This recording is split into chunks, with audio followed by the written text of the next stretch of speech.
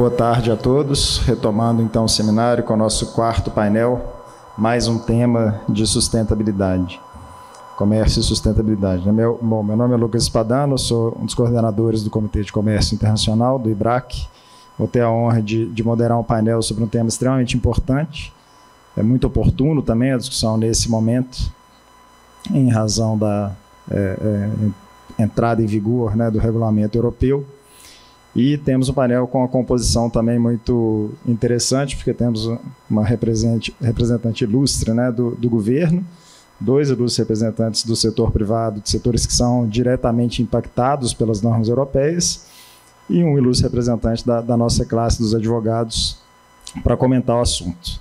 Eu vou brevemente apresentar cada um, porque o nosso painel vai ter um formato de perguntas e respostas, assim, todos acho que possivelmente todos já vão conhecer, mas ainda assim vale a pena mencionar o currículo de cada um deles. Temos aqui a subsecretária Heloísa Pereira, subsecretária de Articulação em Temas Comerciais da CAMEX. Ela é doutora em Direito pela Universidade Nacional de Singapura, mestre em Economia pelo World Trade Institute. Ela fez uma tese de doutorado sobre chamada Climate Change in International Trade Law, que eu estou ansioso para ler, inclusive. Na tema bem pertinente para esse painel, inclusive, né? Essa tese, inclusive, recebeu uma premiação, o prêmio, a medalha Wang Gungwu, como a melhor tese de doutorado em Ciências Sociais da Universidade de Singapura. E a Heloísa, ela tem mais de 15 anos de experiência na área de Direito e Política do Comércio Internacional, atuando como servidora pública do governo brasileiro, no secretariado da OMC e como pesquisadora em instituições internacionais. Está envolvida em negociações dos capítulos de comércio e sustentabilidade da União Europeia e Mercosul, do EFTA e Mercosul, em conversas bilaterais com a Comissão Europeia sobre a implementação do regulamento sobre desmatamento e sobre o CBAM, e negociações da ONU sobre um tratado de poluição plástica. Acho que isso deixa bem claras as credenciais da Heloísa para estar aqui nessa discussão hoje, né? Obrigado, Heloísa, por ter aceito o convite e contar conosco. Temos aqui conosco também a Ana Paula Lozzi, presidente executiva da Associação Nacional das Indústrias Processadoras de Cacau, formada em Ciência Política pela UNB, especialista em Relações Governamentais, Assessoria Parlamentar, Administração Pública e Direito do Estado. Ela liderou algumas das maiores consultorias de relações governamentais do Brasil, entre elas a Burson e a Umbelino Lobo. Obrigado também pela presença, Ana Paula. Temos conosco o Marcos Antônio Matos, ele é CEO do Secafé, Conselho de Exportadores de Café do Brasil, professor do PSEG, Programa de Educação Continuada da Escola Superior de Agricultura da USP, membro do Conselho Superior do Agronegócio da Fiesp, representante do Brasil na Global Coffee Platform. Obrigado também, Marcos. E, por fim, João Paulo Cavalcante Junqueira, advogado associado do Pinheiro Neto, atua principalmente nas áreas de comércio internacional e concorrência, é bacharel em Direito pela FGV, com extensão acadêmica em Bocconi, na Itália, e tem experiência em investigações de defesa comercial, tarifas aduaneiras e em temas que envolvem a interseção de sustentabilidade e comércio. Obrigado também, João. Então, acho que temos uma composição excelente para esse painel. Vou começar, então, com uma primeira pergunta, João, para você, para a gente abrir o debate. Seria muito interessante ter uma visão geral sobre o regulamento da União Europeia relativo ao desmatamento. Essas normas já estão efetivamente em vigor? Quais que são os produtos que são afetados? Que obrigações os exportadores desses produtos vão precisar cumprir?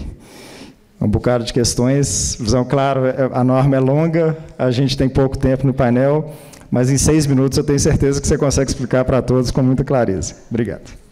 Obrigado, viu, Lucas? Obrigado, pessoal. Bom, eu acho que a gente pode resumir a norma em 3 pilares principais, né?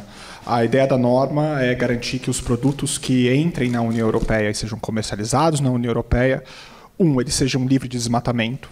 Isso é, que eles não tenham ocasionado qualquer tipo de degradação florestal após o dia 31 de dezembro de 2020. Segundo pilar é de que essas mercadorias tenham sido feitas de acordo com a legislação aplicável no seu país de produção. Ou seja, ela deve respeitar as leis locais do país de produção e, em terceiro lugar, que elas sejam abrangidas por uma declaração de due diligence. Ou seja, é obrigação dos operadores e comerciantes que verifiquem a regularidade dos produtos que eles colocam no mercado europeu. De fato, essa norma já está em vigor, ela entrou em vigor em junho de 2023, mas há um período de adaptação, e é nesse momento que nós nos encontramos. As empresas e exportadores e importadores europeus devem se adequar à norma dessa legislação até o dia 30 de dezembro do corrente ano. Então, a União Europeia deu 18 meses para que as empresas se adaptassem a essa nova legislação e, ao mesmo tempo, exige que as empresas já comecem a rastrear os seus produtos e os seus insumos. Falando neles, acho que a gente pode trazer aqui a lista dos produtos afetados e dividir em duas categorias. A primeira categoria são os produtos de base, que são aqueles listados pela própria legislação no texto da norma. São eles bovinos, cacau, café, palmeira de Edém, a borracha, soja e madeira. Desses produtos, existe o que se chama a segunda categoria, que são aqueles produtos derivados. Os produtos derivados eles estão enumerados no anexo 1 do regulamento e são produtos, portanto, que são produzidos com base nessas matérias-primas que eu acabei de citar. E aí a gente pode citar aqui exemplos: a pasta de cacau, a manteiga de cacau, o chocolate e até mesmo pneus, quando a gente está falando de borracha. Então, são insumos muito importantes e que são utilizados em diversas cadeias produtivas. Vale ressaltar que a União Europeia já deixou claro que essa lista pode ser ampliada, ou seja, esses produtos são apenas o início, o começo de algo que, segundo a União Europeia, deve atingir a totalidade das suas importações até 2050. Então, não serão apenas essas cadeias afetadas. No final, quem exporta para a União Europeia vai precisar se atentar a essa normativa.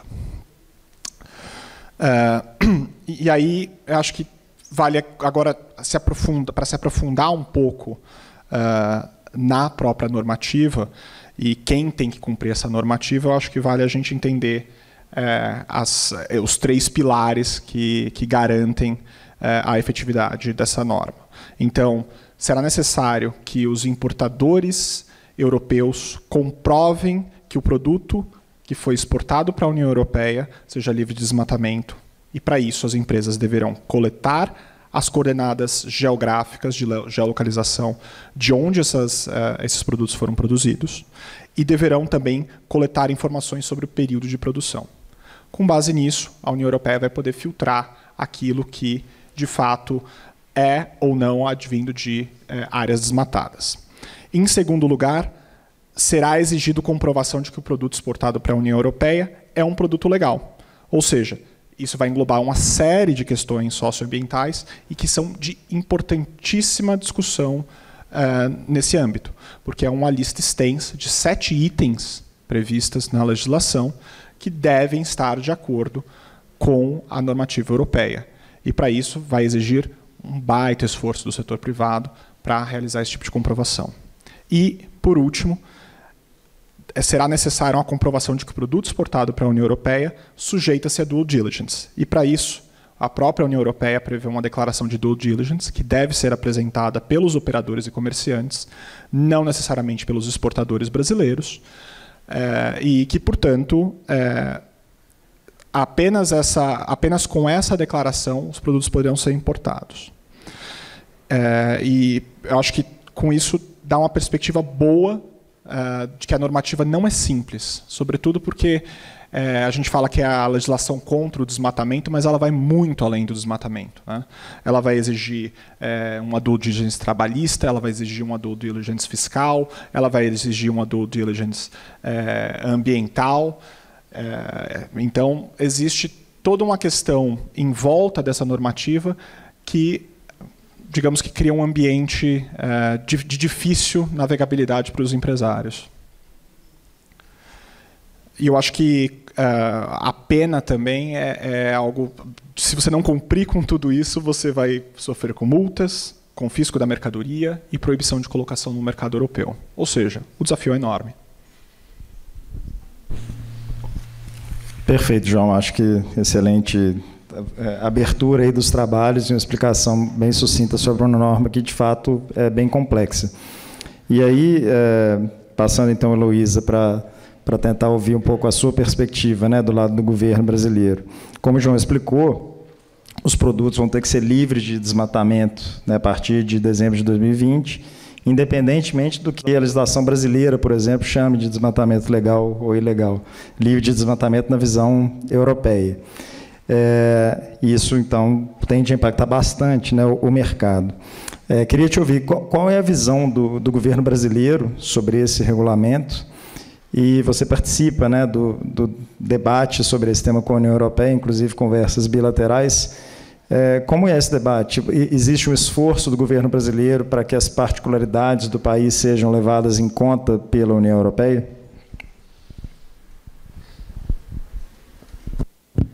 Obrigada, Lucas. Bom, palavras muito generosas, até excessivas. Eu que agradeço o convite, o convite do IBRAC. Vou usar as palavras do Pedro Guerra, é muito instigante estar aqui, o seminário é muito bem organizado, então, nas pessoas do Fernando e do Renê, parabenizo um evento tão instigante como esse do dia de hoje, tratando de temas tão importantes. E o Lucas me faz duas perguntas, né? Qual a visão do governo e como é que é esse relacionamento bilateral com os europeus. Então, a visão do governo, a gente podia pensar em três grandes grupos, né? A visão do governo a gente pode pensar sobre o status dessa medida, se vai mudar, se não vai, tem pedidos para mudar, assim, tem de outros governos, já teve pedido, por exemplo, do governo dos Estados Unidos. Então, primeiro, o status, se ela fica, se ela não fica, o mérito, né, do objetivo e a forma, né? Se a gente pensar primeiro no status, é uma medida que teve aprovação no Congresso, no Parlamento Europeu, no ano passado, em 2023, por uma maioria esmagadora de mais de 500 votos, com cerca de 40 contrários e 40 abstenções. Então, o entendimento do governo é de que essa medida ela veio para ficar, por mais que ela ainda tenha alguns parâmetros para serem ajustados. Os europeus eles adiaram um requisito, né, que é o benchmark dos países de alto, médio e baixo risco. No entanto, não há uma perspectiva de que essa medida não entrará em vigor ou que vai ser adiada, apesar de já haver vários pedidos. Então, a medida vai estar aí, o entendimento do governo é que ela vai ficar, ainda que haja algum tipo de adiamento na entrada em vigor, ela veio para ficar. Então, essa é a primeira visão quanto ao status. Quanto ao mérito, é a prioridade número 1 do governo brasileiro. O presidente Lula anunciou no início do ano passado que o objetivo deste governo é zerar o desmatamento até 2030. E isso a gente considera, no Brasil, a gente tem 60% do território de proteção de área verde, né, cerca de 60%. E, ainda assim, o objetivo é acabar o desmatamento até 2030. E sendo que na União Europeia, se a gente for pensar, eles têm 30% na média da União Europeia de proteção de área verde, no Reino Unido, por exemplo, é 11%. Então, quando a gente pensa assim, o objetivo do IUDR é legítimo de acabar com o desmatamento a partir aí dessa data de corte que eles impuseram, que é o fim de 2020, é a prioridade número 1. Então, o governo brasileiro entende que é um objetivo legítimo. Agora sim, a gente questiona a forma, né? Então, se a gente pensar o que é questionável na forma, tem vários itens que, na forma dessa norma, poderiam ser questionáveis e são questionáveis. E eu vou citar aqui só 3, para a gente se concentrar nos principais aspectos problemáticos da forma dessa norma. Então, primeiro que, para usar aqui o jargão, né, como a professora Vera falou, assim, a introdução da professora Vera foi muito oportuna, porque ela começou esse seminário com o que a gente está vendo na realidade, né? 30 anos de OMC, hoje o mundo é outro. Essa é a realidade que a gente vê todos os dias na Camex. Então, mas eu vou continuar, né, como uma pessoa, como alguém que acredita ainda, né, no direito do comércio internacional, usando os jargões da OMC. Então, primeiro que essa medida ela é mais restritiva do que o necessário para atingir o objetivo que ela se pretende, né? E a gente pode pensar em vários tipos de requerimentos que estão ali, que são mais restritivos que o necessário. O primeiro que é esse requerimento de rastreabilidade em toda a cadeia, independente, o mesmo tipo de rastreabilidade para qualquer tipo de produto, seja uma commodity, seja um derivado, e para esses 7 tipos que o João Paulo explicou muito bem. Esse requerimento, já existem várias comprovações que vão pôr para fora da cadeia de suprimento vários pequenos e médios produtores, não só no Brasil, mas em vários países em desenvolvimento, que são países que são populações normalmente de renda menor, que dependem desse comércio para sobreviver e vão ser, no final, eles vão ter que deixar de exportar para esse mercado e, às vezes, perder a sua renda e ir para desmatamento ilegal. Então, esse é um dos pontos que a legislação em si ela iria contra o próprio objetivo, ou seja, há formas de argumentar de que ela é tão restritiva para a maior parte dos exportadores e produtores que precisam exportar, que, no final, ela vai atingir o objetivo oposto, que é o aumento do desmatamento. Então, tem variações de cada tipo. Aqui a gente vai ouvir o exemplo do café, que o café está muito mais avançado do que outras commodities. E é um prazer aqui partilhar o painel com o Marcos, que a gente também participa de várias reuniões, e em algum momento eu vou ter a oportunidade de falar dessas reuniões do governo com o setor privado. O segundo ponto que é importante ressaltar é que, além de ser ela é mais discriminatória do que ela além de não cumprir o objetivo, né, de não levar o objetivo que ela se pretende, ela é mais rígida do que o necessário e desconsidera as diferentes circunstâncias nacionais dos países exportadores. Então, no caso, a professora Vera estava mencionando aí das diferentes circunstâncias, por exemplo, da matriz energética, que, por exemplo, é um fator que pesa no CBAM, e aqui o que pesa na questão do desmatamento é essa data que o João Paulo mencionou, que é essa data de corte, que é arbitrária e injustificada, porque ela parte da premissa que o que é desmatado antes de dezembro de 2020 é bom, então vocês podem desmatar, e o que é desmatado depois daquela data de corte não é bom. Então, você não pode mais desmatar e você tampouco pode acessar o meu mercado. Então, esse é um critério que é arbitrário, ele não é justificado e ele beneficia aí alguns países, como os países da União Europeia, que já desmataram tudo que eles poderiam desmatar e continuam usando a floresta para fins econômicos, né? E eles não usam desmatamento legal e ilegal como a que a gente usa aqui no Brasil. Eles usam o uso sustentável da floresta, o manejo sustentável da floresta. E aqui no Brasil a gente usa desmatamento legal, só que o desmatamento legal é a mesma coisa do uso sustentável da floresta. Então, é tudo um termo é tudo uma questão de narrativa e do que eles e da narrativa que eles impõem e o que a gente no Brasil a gente está tentando correr atrás. Então, tem a data de corte, tem a questão dos tipos de floresta que eles usam. Isso é algo que a professora Vera também sempre fala. Eles usam os padrões de floresta temperada para ser aplicado aí para os países de floresta tropical, né? E tem vários outros, tem os critérios de classificação dos países de benchmark, que eles adiaram, porque aí os critérios também seriam analisados de forma arbitrária, e eles tampouco consideram as práticas sustentáveis do agro brasileiro. O João Paulo mencionou que são vários os critérios, né, que eles vão considerar de due diligence. Tem social, tem desmatamento. Entre todos esses critérios não entram as práticas sustentáveis do agro, e tampouco entra o percentual de áreas protegidas de florestas nativas. Este critério não entra, e o que já está protegido não tem o valor. Então, assim, para o IUDR não tem valor, porque ali eles já desmataram, não tem como ter valor mesmo. Então, quem já protegeu e tem a floresta em pé, também não precisa ter valor. Então, esse é o que é o IUDR. Ele impõe todos esses critérios, só considera as circunstâncias ali da União Europeia.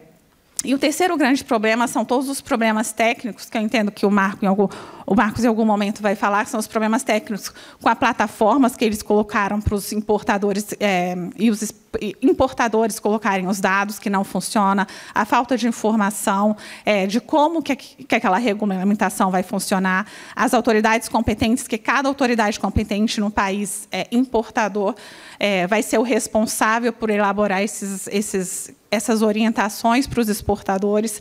Essas autoridades mudam de lugar para lugar. Então, é tudo muito burocrático até o momento, confuso e a norma é incompleta.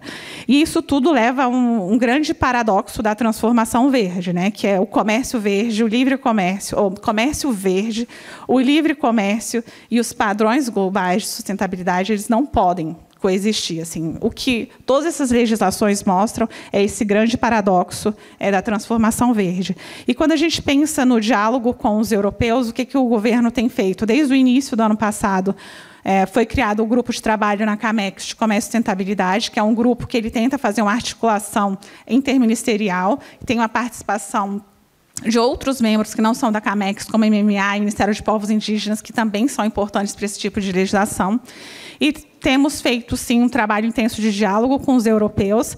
Eles já vieram a Brasília, o governo já foi para Bruxelas. Existem também os diálogos que são feitos pelas próprias embaixadas em cada país ali da União Europeia.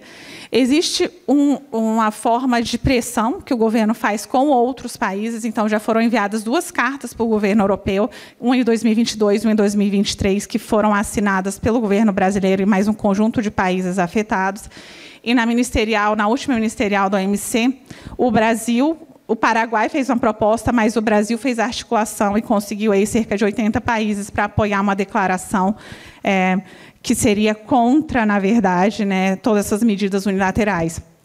E o ponto concreto é que, por mais que na OMC tenha essas discussões na OMC elas só são discussões, elas não têm nenhum objetivo concreto, mas na G20 o Brasil teve a oportunidade de trazer esse tema para tentar criar aí parâmetros mínimos, né, princípios, né, algo bem de soft law mesmo, para orientar o comércio de bens sustentáveis. E o que o Brasil tem encontrado é realmente uma barreira, né, para desenvolver esses princípios. E aí a gente começa a pensar no que a professora Vera falou no início desse evento hoje, que se no G20, que é um fórum de princípios, é a coisa mais soft, política, que os países podem ter, eles não conseguem chegar a um consenso do que são os princípios para orientar a política de comércio e sustentabilidade, o que vai ser da OMC? Assim? Se no G20 não tem nada, alguém espera que tenha alguma coisa na OMC?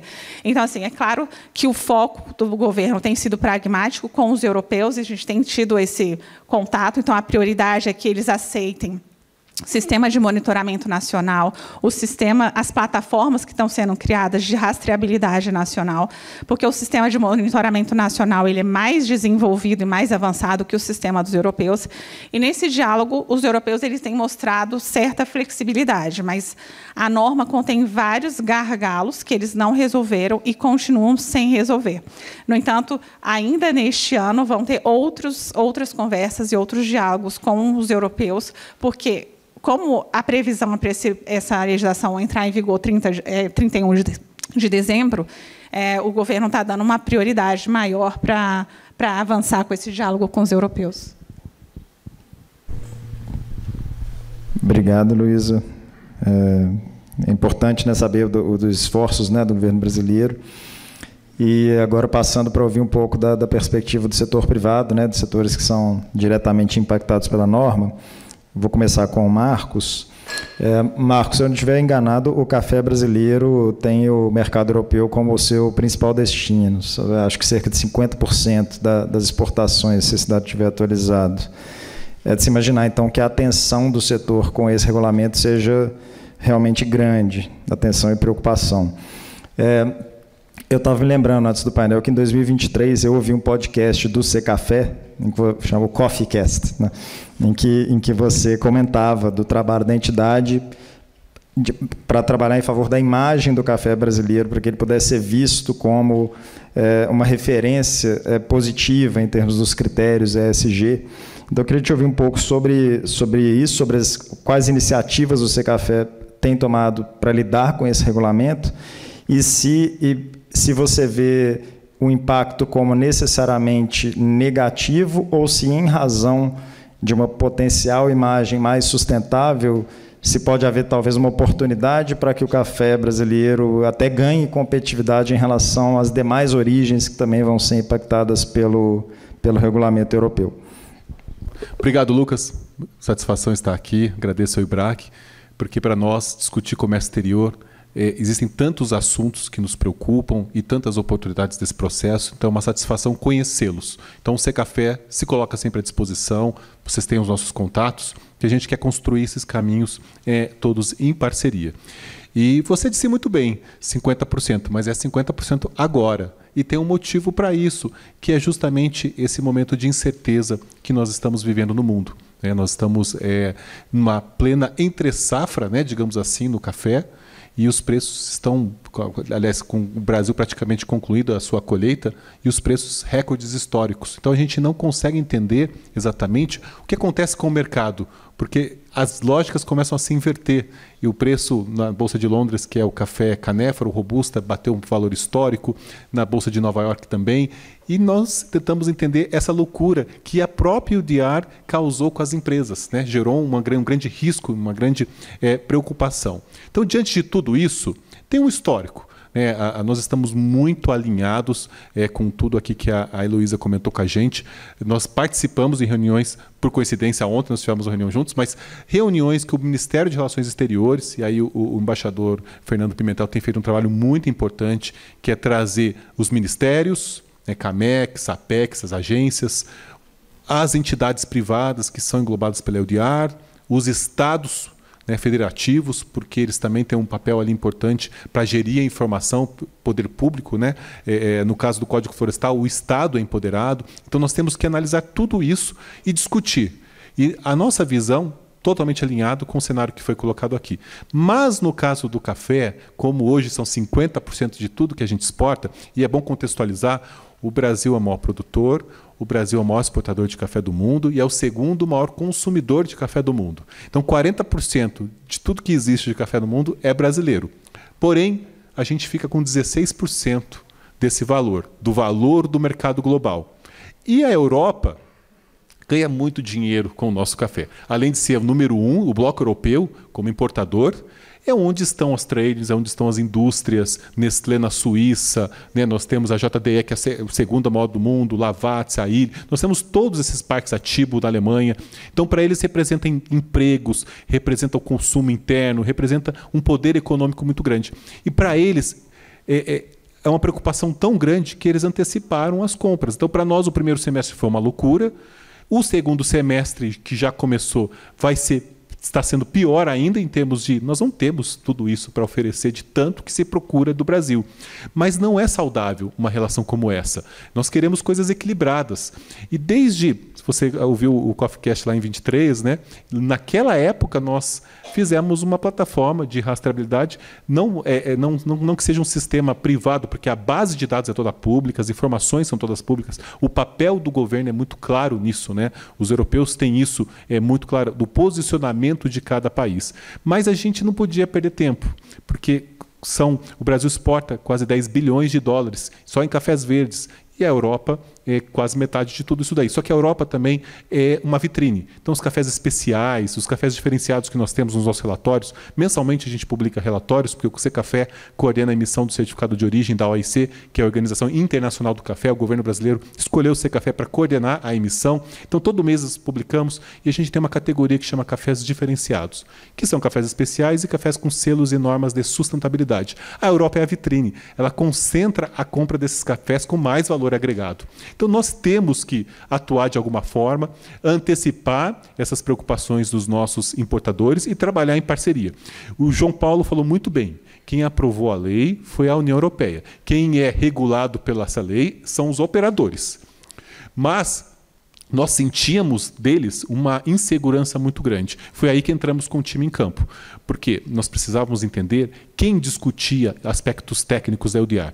E a Comissão Europeia não sabe absolutamente nada sobre assessoramento remoto, sobre como funciona a realidade de cada país, sobre essa gestão de dados públicos. Eles não têm a menor ideia. Mas existe uma agência que se chama EUSPA, que é o Programa Espacial Europeu, que tem cientistas que fazem o monitoramento dos subsídios agrícolas da União Europeia. Então, eles sim têm, estavam sendo empoderados naquele momento para discutir coisas mais técnicas. E ali a gente entrou de cabeça. Naquele momento, a gente até sentia falta, talvez até a presença do governo brasileiro mais forte, outras empresas, porque nós estávamos com o setor privado, as associações de cafés europeias, porque elas têm muito interesse, como já contextualizei aqui para vocês, a importância econômica para eles, e eu lá do Brasil, na sede que fica em Praga do Programa Espacial Europeu. A gente já começava as reuniões com os slides dos maiores desmatadores do mundo. Infelizmente, pelos dados deles, o Brasil ocupa a primeira posição.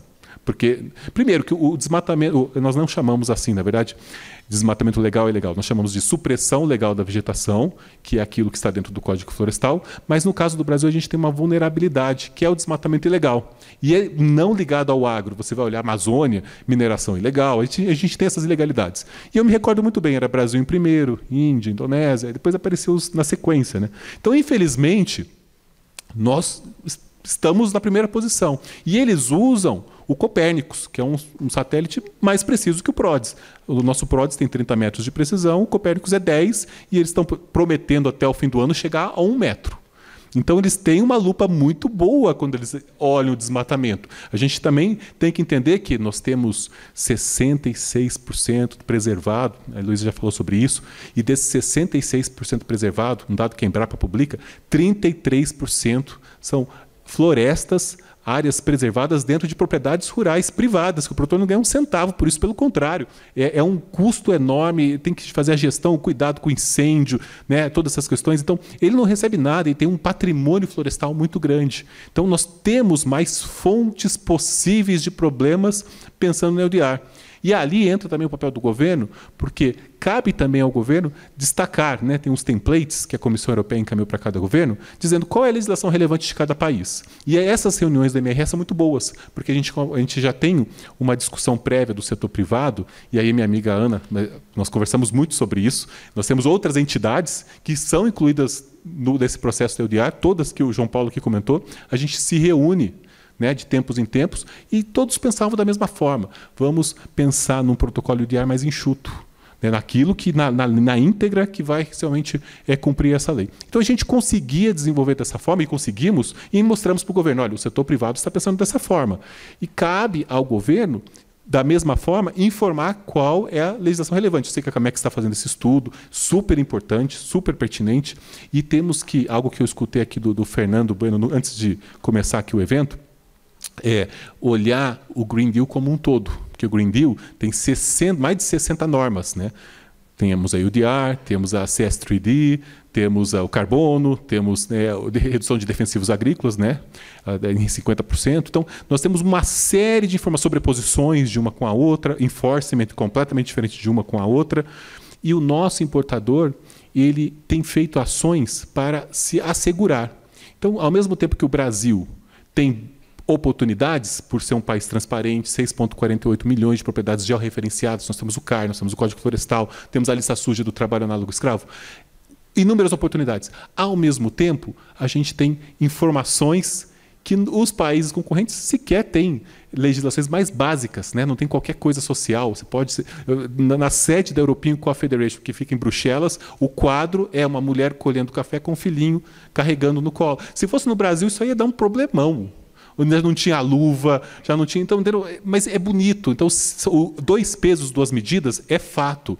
As pessoas acham bonito. E aqui, para nós, né, um problema enorme. E nós somos o maior país digital do mundo. Isso eu escutei naquela reunião da MRE que nós tivemos juntos. É o Brasil que mais presta serviço ao cidadão do mundo. Então, a gente é super transparente. E também temos mais fontes de ilegalidades. Então, nós temos que nos unir, andar na mesma página e saber aproveitar essas oportunidades. Temos outros desafios, só vou dar aqui mais um exemplo. Obviamente que nós não aprovamos a lei, e o João Paulo explicou isso para a gente.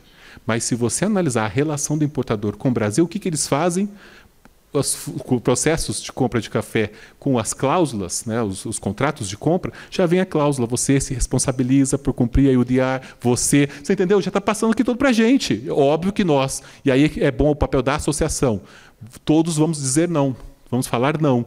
Né, as cooperativas, o Secafé representa 96% de tudo que o Brasil exporta de café. Então a gente tem empresas nacionais, globais e cooperativas, todos na mesma página. E a gente tem que saber, porque existe um pouco desse neocolonialismo. Né?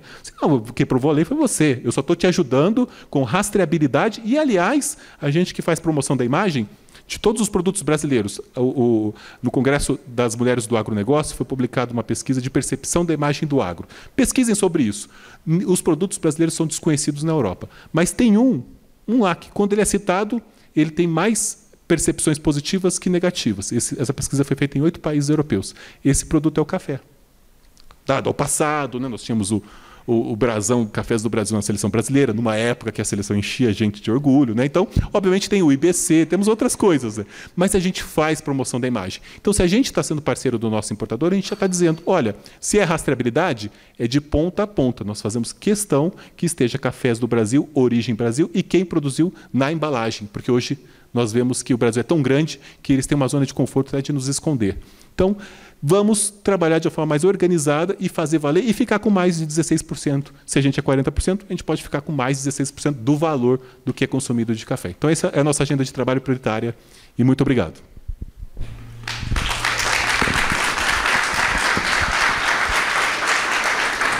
Excelente, Marcos. Obrigado. Bom, passando para a Ana Paula, seria muito interessante ouvir também a perspectiva do setor do cacau, que eu imagino que seja diferente, né, deve ter características distintas do café. Qual que é a relevância do mercado da União Europeia para as exportações de cacau e de produtos processados, né, de cacau pelo Brasil, e como que o seu setor tem se organizado desde que foi publicado o regulamento, expectativas também do setor com relação ao impacto que essas normas vão causar para as nossas exportações? Bom, obrigada, Lucas, obrigada ao Renê, né, ao pessoal do Pinheiro Neto. Prazer estar aqui com a Heloísa, com o João, com o Marcos, que é um amigo querido. Então, realmente, neste quesito, a gente é bem diferente do café. Eu acho que a gente tem muita similaridade com o café como cultura, mas a cacauicultura nacional ela está anos-luz atrás de 99% das commodities agrícolas do Brasil. Talvez a gente perca ali para cebola, ganhe da cebola, alguma coisa assim, mas dessas grandes a gente está muito atrás. Hoje o Brasil, por incrível que pareça, ele é importador de amêndoas de cacau. Nós não produzimos nem o suficiente para atender o mercado interno. Então, eu falo que, ao mesmo tempo que, para a gente, a lei pode ser uma oportunidade no futuro, porque os nossos concorrentes são países que têm uma complexidade não somente legal, como institucional, política e econômica, que são os países da África, mas a gente tem tempo para se preparar, porque a gente não tem cacau para exportar.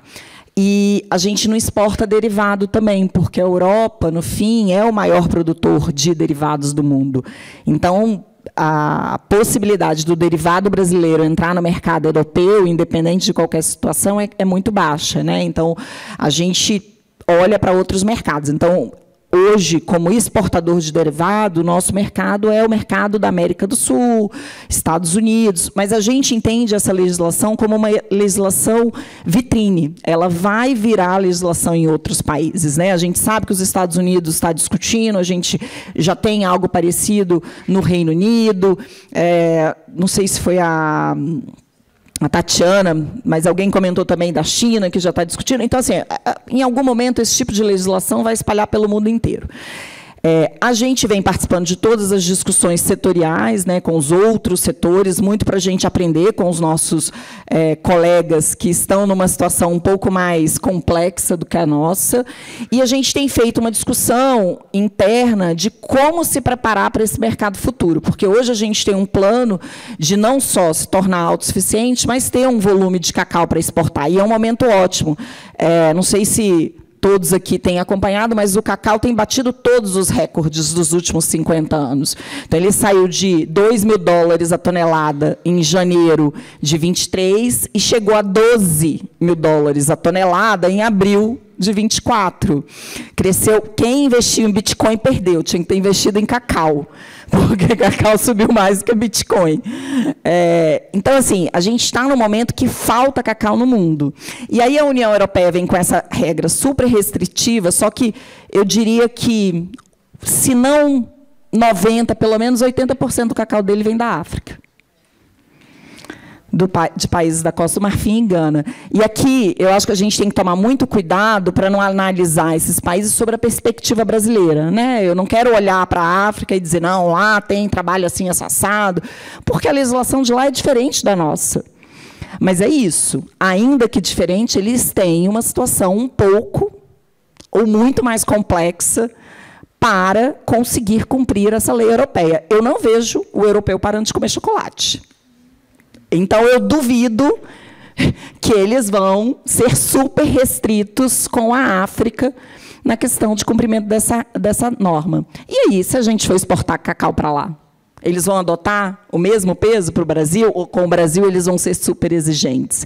Então, a gente teve, no início desse ano, em fevereiro, a gente foi uma comitiva, tinha um evento, tinha uma semana do cacau e chocolate em Amsterdã, e aí a IPC liderou uma missão para ir, a gente foi lá na embaixada, na missão brasileira lá na Bélgica, e visitamos também tanto lá o pessoal da Comissão Europeia, quanto o pessoal da Bélgica, do Ministério da Bélgica.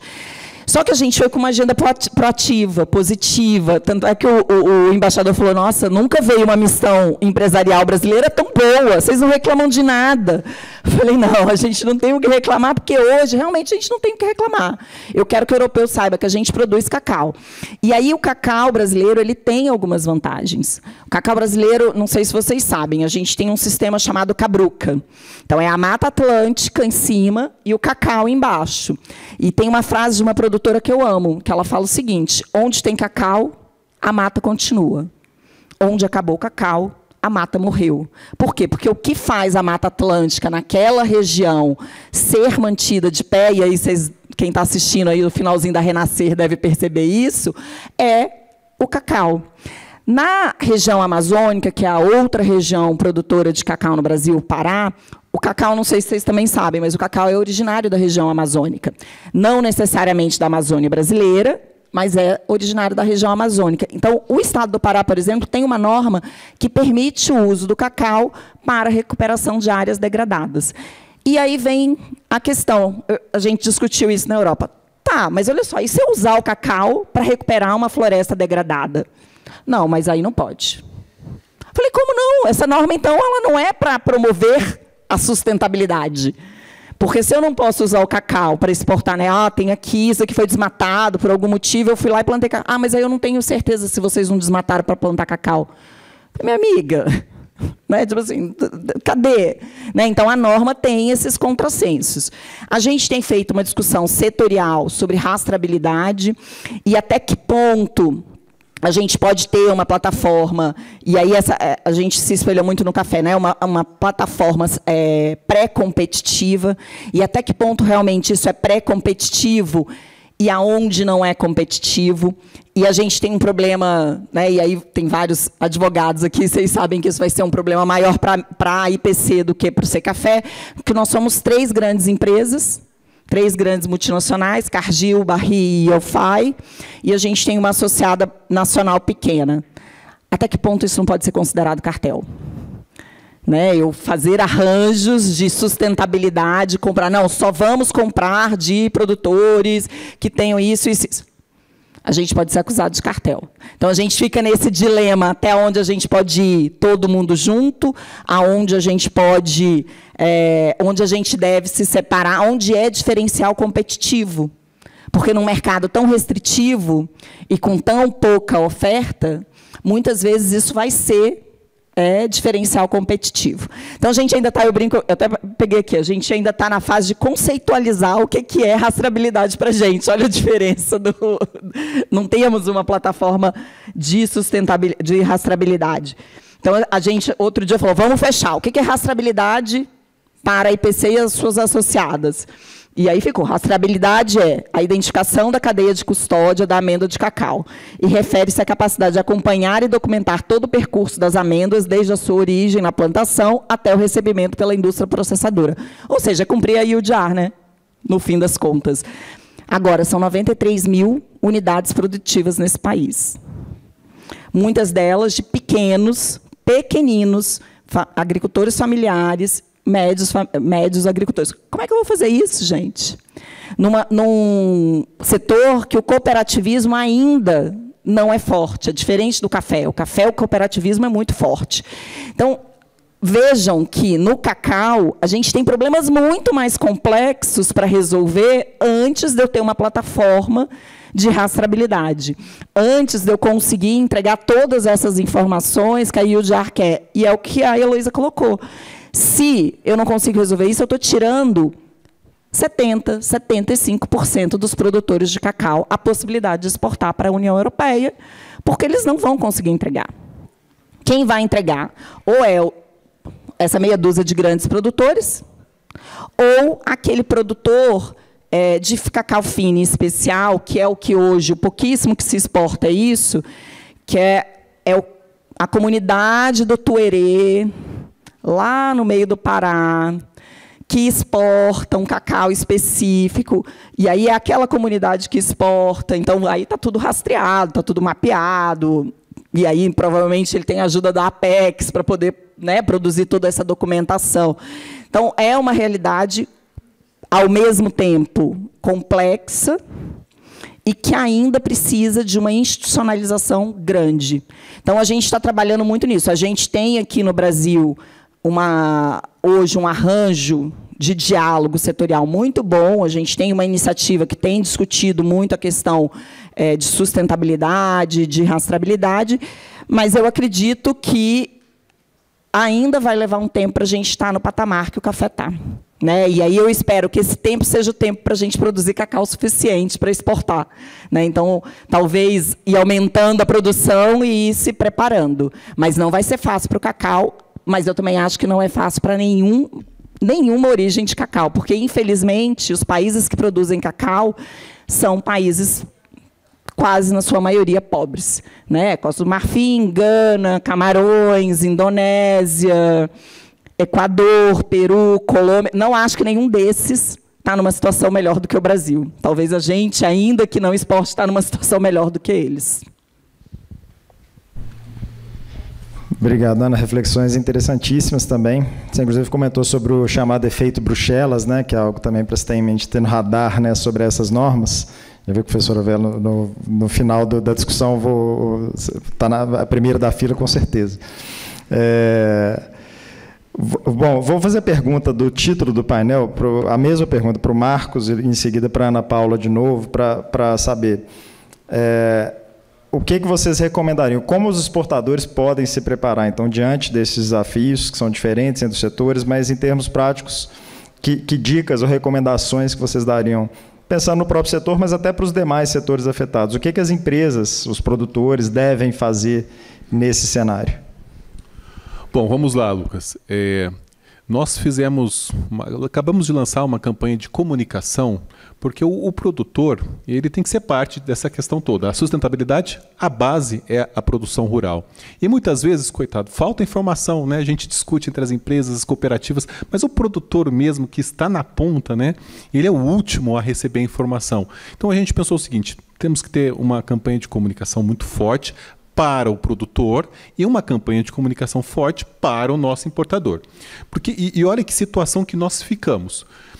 Nós temos que nos atentar ao máximo das leis que o Brasil aprovou e cumprir aquilo que nós aprovamos. O Código Florestal ele vai muito além do que nós temos hoje. Né? Nós aprovamos há 12 anos atrás e nós dissemos que existiriam etapas. Depois do Cadastro Ambiental Rural, a verificação, a validação do CAR, depois nós teríamos o PRA, que é o Programa de Recuperação Ambiental. Então, tudo isso estava lá na lei, mas nós não cumprimos as outras etapas. Acho que nós temos 3% de CAR validado, alguma coisa assim. Em algum momento isso é uma fragilidade para a gente, é um teto de vidro. Então o que a gente fala para o produtor? Produtor, regularize seu CAR. Se ele estiver suspenso, se ele estiver irregular, a gente está com uma agenda muito forte com as secretarias estaduais, né, os governos estaduais, Secretaria de Meio Ambiente, Secretaria de Agricultura, para usar alguns exemplos que nós já tivemos. São Paulo conseguiu validar automaticamente o CAR naquilo que ele podia validar com tecnologia, quando o produtor tem falecimento, ou a fazenda é vendida, ou problemas de sucessão familiar. Aí, no caso, o produtor tem que fazer parte desse processo de verificação e validação. Mas tem situações que é muito fácil. Com tecnologia, você verifica, você valida, né? Então, a gente tem que acelerar esses processos. E o Brasil não está evoluindo nessa agenda. Alguns estados até avançam mais, outros menos, né? E olha que situação fazer uma campanha de comunicação como essa. Faltam informações. Quando nós fizemos o nosso evento em Bruxelas, em maio desse ano, e os 4 pilares da Comissão Europeia foram até a nossa embaixada, que é o DG Meio Ambiente, Agricultura, Comércio e Parcerias. Todos foram, e o Parlamento. Eles prometeram que ainda em maio seriam publicadas as perguntas e respostas e em junho o guia de implementação. Esse guia de implementação ficou para agosto, mas a gente já está quase em setembro, né? Então não rolou nada. Mas quando eles falaram sobre isso, eles ainda disseram: não esperem novas informações. Cabe ao privado, as soluções serão múltiplas, então nunca a Comissão Europeia vai dizer: eu quero esse satélite, eu quero essa empresa. Eles nunca vão dizer isso. Se virem, as soluções são múltiplas, as autoridades competentes de cada país vai ter que trabalhar junto, né, com as aduanas, com os importadores, e vocês têm que criar soluções. E aí, na oportunidade, a gente pediu 3 anos sem multas, para que a gente pudesse criar referência até para os países africanos não serem banidos. A nossa ideia não é banir nenhum país, porque se banir algum país, é um fracasso total da norma, né? É risco social absurdo, vulnerabilidade maior ainda. Então a gente fica numa situação de explicar o básico sem ter certeza daquilo que vem. Agora, o produtor é importante ele procurar a sua cooperativa. Hoje 40% da produção já é via cooperativismo. Até para contextualizar, nós temos no Brasil, segundo o último censo agropecuário, 265 mil cafeicultores. 72% são pequenos produtores, até 20 hectares, e 78% deles acessam PRONAF, que é o crédito rural voltado para a agricultura familiar. Então, olha como o café é social, é ambiental e é econômico ao mesmo tempo. Porque aquele pequenininho, ele consegue acessar todos os mercados. Então, a nossa visão como Secafé, como 96% de tudo que o Brasil exporta, como a gente exporta para 150 países, se o produtor ele pode não se enquadrar na EUDR porque ele vai além da nossa legislação ambiental.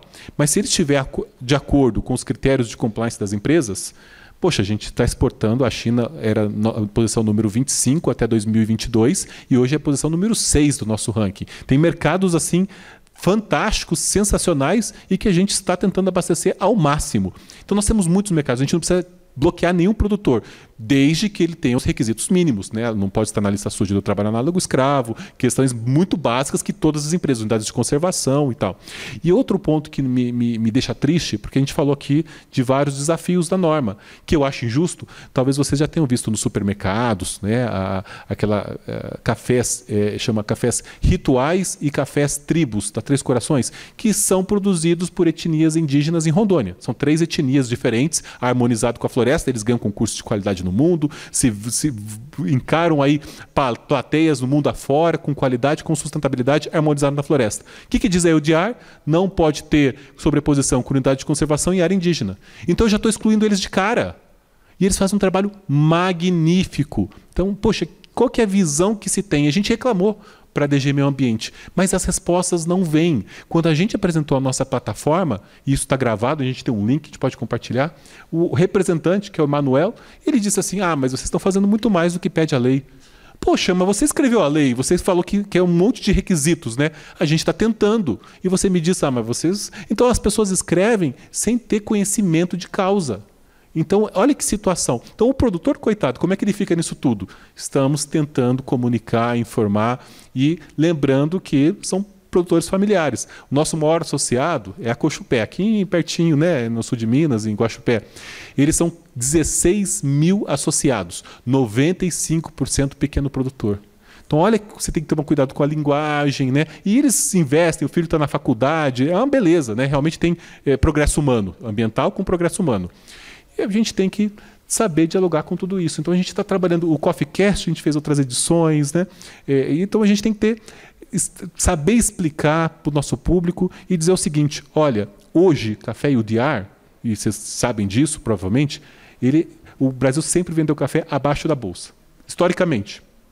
Não que a gente não tenha a qualidade que o Brasil provou que é o ganhador dos concursos, nossos cafés especiais estão batendo recordes de exportações, mas o Brasil é muito forte, muito poderoso, e a gente tem preocupações com as outras origens que são mais fracas. Então eles põem o ágio num café da América Central, um café africano, e dá deságio no Brasil. Com a UDR, o Brasil está vendendo todos os seus cafés para a UDR, com esse propósito, acima da bolsa, alguns centes e bons centes acima da bolsa. Então a gente fala para o produtor, olha, nós estamos exigindo rastreabilidade de ponta a ponta e reconhecer o Brasil, que hoje nós nunca tivemos isso, embora o Brasil ainda faça algumas coisas a mais que as outras commodities, por ter esse reconhecimento maior em relação aos outros produtos brasileiros. Mas é importante ele saber que, se ele se adequar, olhar isso com atenção, tem o lado da oportunidade, que ele pode, inclusive, ser mais bem remunerado. Mas é isso aí. Muito obrigado. Obrigado mais uma vez. Ana, quer complementar? Então, eu acho que essa questão da comunicação é fundamental, especialmente para o produtor. O que a gente tem deixado muito claro para o produtor é que hoje a gente tem, no cacau, que trabalhar o básico, né? A sustentabilidade básica. E que hoje o que é diferencial, o que é talvez um prêmio, no futuro ele vai ser licença para operar. A indústria não vai conseguir consumir aquele produto se ela não conseguir entregar essas informações. Por quê? Porque, muito provavelmente, em algum momento, os outros importadores também vão exigir legislações parecidas. Então, a Argentina pode passar... Hoje, eu diria que mais de 50% da nossa exportação de derivados vai para a Argentina. Então, se a Argentina começar a fazer uma exigência dessa e que os nossos amigos Milei lá não escute, a gente está perdido, né? Porque tudo vai para a Argentina praticamente. Então, a gente tem também trabalhado muito comunicação, porque o produtor não consegue entender. E mostrar para ele que, no futuro, isso vai fazer diferença para ele. As empresas, diferente do Secafé, a gente está num universo de grandes empresas que acabam tendo compromissos que vão, às vezes, até além do que a UDR cobra. Então, há uma preparação dentro da empresa. A questão é que a gente precisa organizar essa primeira ponta, né? Então, a gente tem trabalhado bastante a questão do cooperativismo junto com as nossas iniciativas, né? A gente tem aqui no Brasil o Coco Action Brasil, que é uma iniciativa público-privada de promoção de diálogo e de sustentabilidade. Então, uma das ações é fortalecimento da cooperativa, porque hoje a nossa maior complexidade, para além de tudo, é que 75%, 80% do cacau comercializado não é comercializado direto pela indústria. A gente tem uma cadeia de intermediários. Então, a gente tem aquele intermediário pequenininho que vai lá no interior e pega o cacau em sacola, em mochila, e aí ele vai juntando com outro cacau, com outro cacau, com outro cacau, até virar um saco. Imagina rastrear isso. Não é fácil, a minha vida não é fácil. Então, assim, eu acho que a comunicação para mostrar ao produtor que vendeu o cacau assim vai criar problema para ele é grande. Então, e ano que vem, o Brasil vai sediar um evento super importante que chama Partnership Meeting, que é um evento internacional de cacau, é a segunda vez que ele vem para o Brasil, e uma das principais discussões é essa da UDR. E trabalhar a imagem do cacau lá fora, né? Então, a gente tem algumas parcerias para começar um trabalho, porque as pessoas fora do Brasil, às vezes até no Brasil, não sabem que a gente ainda produz cacau, mas fora do Brasil, a maioria não sabe que o cacau também pode vir do Brasil. Então, acho que aqui a gente tem ainda um trabalho de imagem que o café já fez, ou está fazendo, né? Então, aprender bastante. E é por isso que café, algodão, laranja, né? Ainda que a laranja e o algodão não estejam, eles são um pouco de referência para as outras cadeias de trabalho, não só de imagem, como também de sustentabilidade. Excelente, muito bom. Obrigado também, Ana. Acho que esses debates são fundamentais, né? Ouvir do próprio setor privado que vai enfrentar os desafios é realmente crucial, eu diria, diante dessa norma e de outras, né? Essa é uma das normas, né? Dos novos tempos do comércio internacional. A gente está caminhando para o final do painel, mas é muito fundamental ouvir ainda da Heloísa, né? Na sua exposição anterior. Você comentou muito da questão do diálogo entre governos e começou a falar também de algumas iniciativas que envolvem mais a relação do governo aqui com o setor privado. Inclusive, você teve envolvimento muito direto aí com essa recente consulta pública, né, tomada de subsídios sobre bens sustentáveis, que recebeu, acho que, umas 250 contribuições. Recentemente, acabou, acho que essa semana, né, o prazo. E seria, então, interessante ouvir um pouco mais sobre as iniciativas do governo pensando em como ajudar, né, o setor privado brasileiro e, se possível, além da Camex, pensar também em outras iniciativas governamentais, por exemplo, a plataforma Agro Brasil Mais Sustentável, que eu entendo que é do MAPA, da Embrapa e da Serpro, para promover mais rastreabilidade, né, dos produtos. Esse é um tipo de iniciativa que pode ajudar a cumprir as regras e para manter ou até, quem sabe, aprimorar o acesso ao mercado europeu? Obrigada, Lucas. Pergunta extremamente relevante. É sempre um privilégio poder escutar as histórias, né, do setor privado, da Ana Paula, do Marcos. Eu entendo aqui que todo mundo deve ter aprendido muito mais com essas histórias rápidas dele do que estudando qualquer livro, né? No dia a dia da Camex, é muito isso que a gente passa, né? Então, a gente escuta muito do setor e a gente aprende, mas sempre tem a questão da imagem, né? Como promover a imagem. O setor do café está muito avançado, mas o que o Marcos falou? Falou assim, ainda a gente não vê o logo do Brasil ali no produto final. E é verdade, não vê. A gente sabe que é o café da Nestlé, que é o café da Lazada. Então, a gente realmente tem um problema de imagem. E a consulta pública, a tomada de subsídio de bens sustentáveis no comércio exterior veio muito dessas conversas com o setor privado e da necessidade de realmente mapear o que a gente tem para a gente dar subsídios para o governo, e aí muito parceria com a MRE, sim, com o MAP e com o MMA, MIDIC, aí, SSX e CAMEX, para fazer esse exercício de identificar o que a gente tem e quais ações a gente pode promover. Uma das ações é a ação de imagem, que também é o papel do governo, né? Então, a gente tem as embaixadas em todos os países APEX. Então, a questão é como usar esses instrumentos que a gente já tem para promover a imagem dos produtos brasileiros com seus atributos de sustentabilidade, que, como a gente viu aqui, são atributos que têm a característica do Brasil e que não são contemplados pelo IUDR, e os burocratas que desenham o IUDR, eles não entendem essa realidade. Eles entendem a realidade deles ali, e eles podem ser especialistas na área, mas é naquela área deles, é naquela circunstância. Então, ouvir as histórias dos produtores e ter esse contato. Então, desde o início do ano passado, a Camex promoveu um diálogo setorial que serviu de começo das reuniões intergovernamentais com MRE, MAP, MMA, e o MRE, como é o interlocutor do Brasil nos diálogos com os nossos parceiros internacionais, eles começaram a tomar a frente, e é uma parceria realmente, são subsídios que saem dos outros ministérios, e o MRE, eles são capazes de promover esse diálogo com o governo europeu, e agora tem uma previsão várias ações de promoção de imagem dos produtos do agro, sobretudo esses produtos que são afetados por essa legislação anti-desmatamento. Então, foi a tomada de subsídios, junto com esse trabalho de imagem.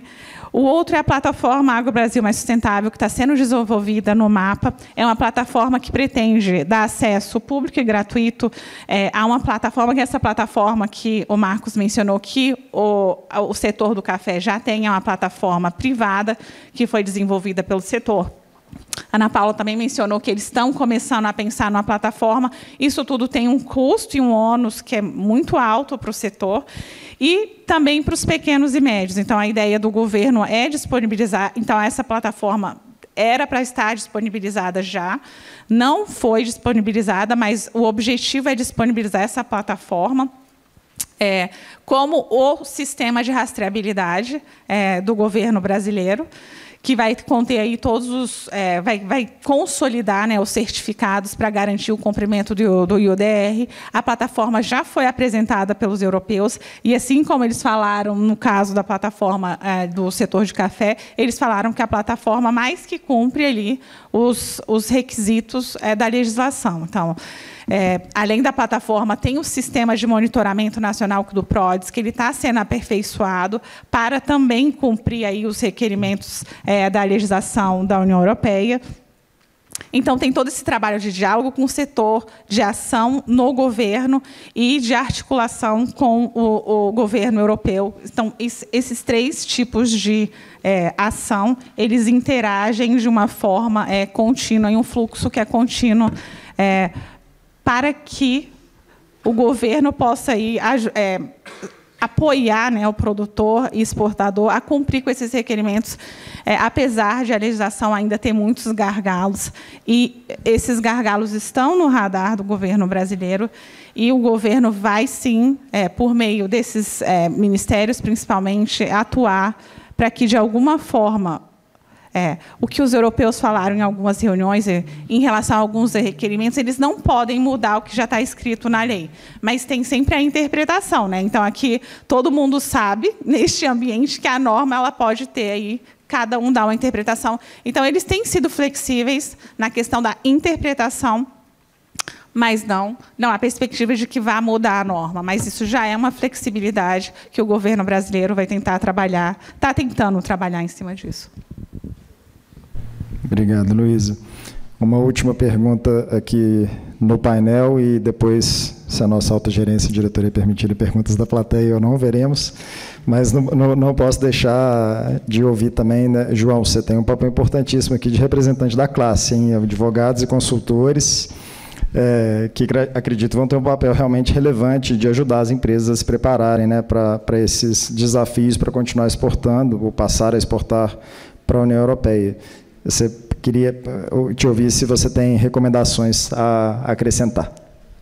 Bom, sem dúvida, eu acho que a atuação dos advogados nessa área vai ser primordial, sobretudo para conseguir engajar essa multiplicidade de atores e, sem dúvida alguma, interpretar a legislação nacional, né? Afinal, um dos requisitos é justamente garantir que a sua cadeia de produção esteja de acordo com a legislação nacional, e para isso os advogados são fundamentais.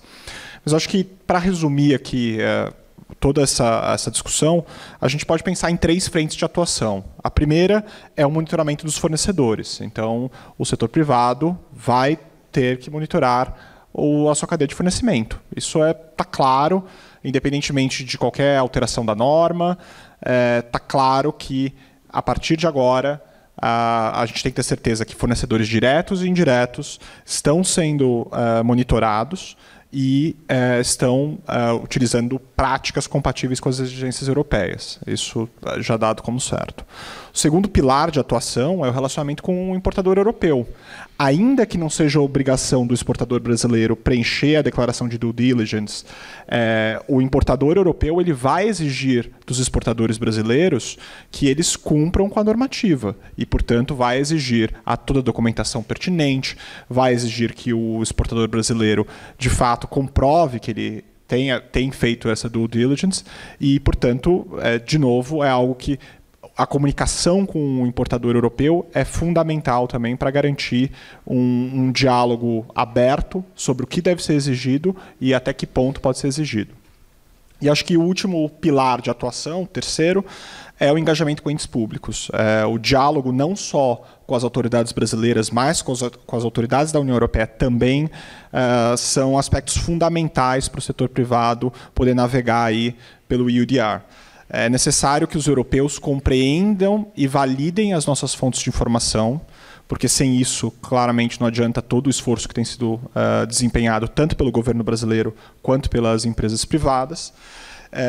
E, além disso, é fundamental que tanto o governo brasileiro, em âmbito federal, coordene com os âmbitos estaduais para que a gente também consiga ter uma harmonização dentro do próprio Brasil do que deve ser aceito e do que não deve ser aceito como padrões exigíveis para fins dessa due diligence.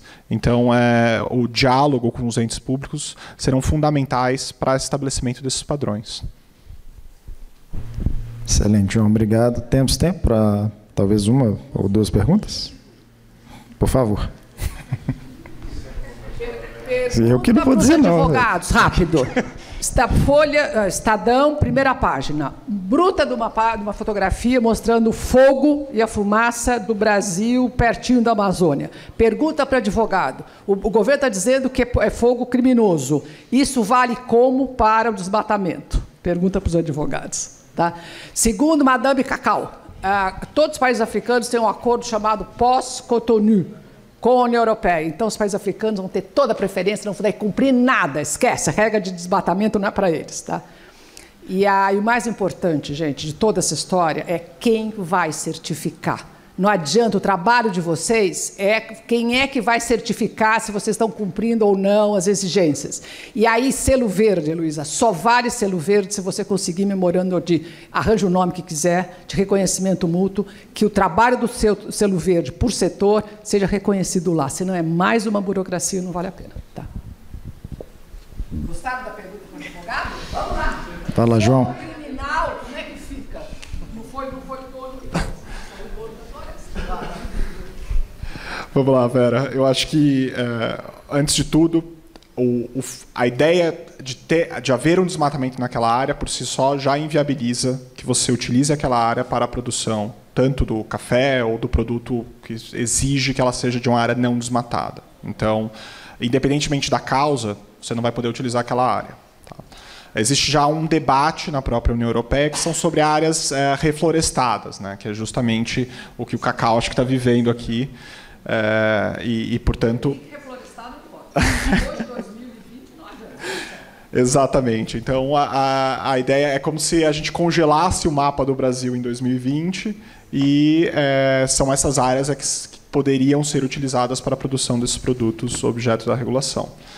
Então, de fato, é algo praticamente draconiano, se a gente for pensar que o mundo ele é dinâmico e não necessariamente aquelas áreas que tinham uma mata nativa vão manter essas matas. E, ao mesmo tempo, parece algo inflexível. Mas, aparentemente, foi uma decisão europeia e, novamente, você pode produzir nessas áreas, exportar para os outros mercados ou consumir aqui no Brasil. Eu acho que o grande desafio dos produtores brasileiros é justamente não misturar aquilo que vem de áreas desmatadas com aquilo que é EUDR compliant, né, com aquilo que de fato cumpre com a regulação da União Europeia. Então, você conseguir guardar no silo a soja e falar, não, essa soja aqui tem due diligence, essa soja aqui não tem, isso realmente é complicado. E os europeus deixaram claro que não pode misturar. Então... Você me enrolou, eu quero saber se foi um gosto dentro do muleto da lei. Excelente advogado, perfeito. A enrolação. Brincadeira.